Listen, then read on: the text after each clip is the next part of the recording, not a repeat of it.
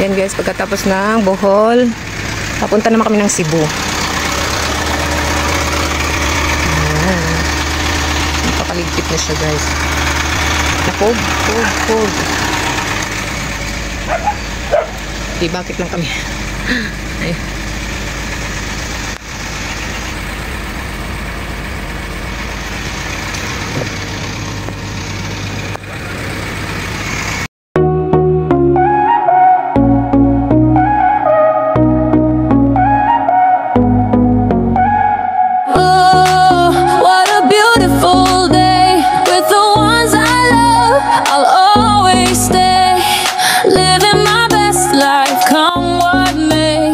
Together we shine in every way. Sunshine breaking through the trees, laughter dancing in the breeze. With my family by my side, every moment feels like. Saan mo kuha ang ticket kuya? Dito? Salamat. Ano ba Ginoo? Ito pala, light port. Akala ko night port, Ginoo. Kuha sa mga tanan. Ay, magtanong muna tayo kung magkano at saka babalik na naman ako doon sa aking asawa. Nakita ko na tong building na to. Yung yung travel daw. Naku, hindi ko naman alam dito. So dito, Light Shipping Corporation, Light Ferries. Okay na? Video. Tumi sa Cebu, na may van ba? Oo. May van? Oo. Duha ra mig asawa, akong asawa driver. Pila man ning Mangutan na sa ako kay bibiling ko akong bana ba sa ubos. Okay. 6,150. Sa bunggo? Ban. Ban. Personal use man namo. Ban mo naman. 6,000 apil na nagduha kami. Dili ma'am. Lahi ra. Akatong driver di pre. Pila man ang one person?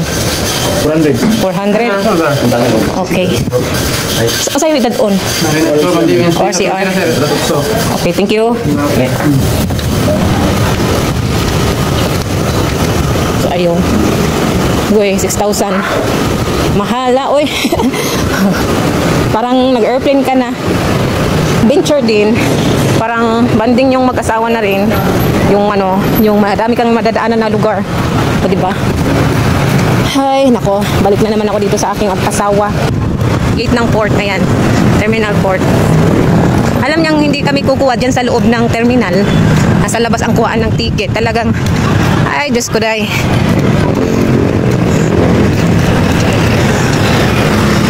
Ganyan yan siya. Hindi yan siya muna maghihinto ng kasi gusto niya dire-diretso ang lakad. Pero alam niyang wala pa kaming ticket.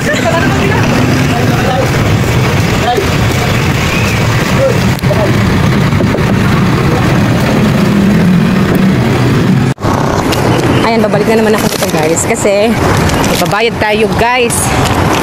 Almost 7,000 talaga ang babayaran papuntang Cebu.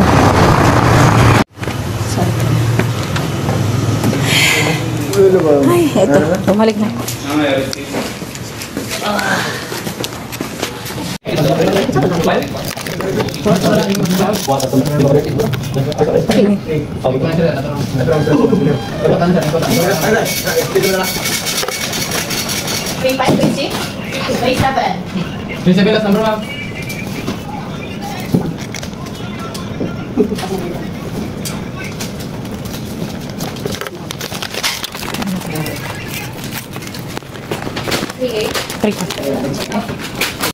Ayan, nakakuha na rin ng ticket.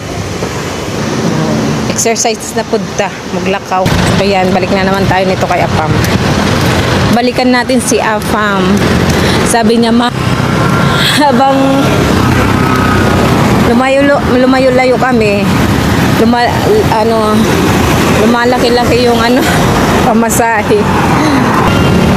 So ayan guys, papasok na kami sa loob kasi nakakuha kami ng maaga-agang biyahe kasi doon sa Supercat is mamaya pang 5 o'clock ng hapon. So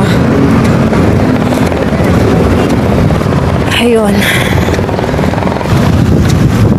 So ito, nakapark dito si Abam kasi doon siya nakapark kanina. Ayan, bungad na bungad talaga siya dyan sa harap papasok ng ano, ng port. Pinaalis siya. Ayan. I-check yung ano namin. Yan guys, pagkatapos nyo kumuha ng ticket, ipapakita nyo dito sa gate kung saan kayo pupunta. Ayan. Hello. Hello sir. Sa light cut? Kaduang gate. Kaduang gate? Okay, thank you. Hindi na ako katawa bansa. Ayan. Sa pangalawang gate daw. Ganun lang guys ang gagawin nyo. Hindi naman hassle kumuha ng ticket. It's depend on the port na sobrang busy talaga at may schedule. The small port is mostly busy, and then there, the other one. And yeah, the second gate na makakasakay kayo hindi ura-urada, makakasakay kayo na ura-urada like ngayon, hindi maraming mga barko dito, so makakasakay kami ng maaga. So pagdating namin, makakasakay agad kami. Depende sa ano talaga, sa kukuhanan nyo ng ticket. Ayan. Ikot kami guys kasi wala pa yung boarding namin, mamaya pang lunch. They have 1 hour to go. So ayan. Ayan yung sasakyan namin guys, yan. Ayan. Nakalakad muna kami guys kasi meron pa kaming 15 minutes. Ayan. Punta muna kami sa 7-Eleven. Ayan yung barko namin guys. Ay, barko pala nila. Sasakay lang pala kami. So, lang guys. See you at the next island at Cebu.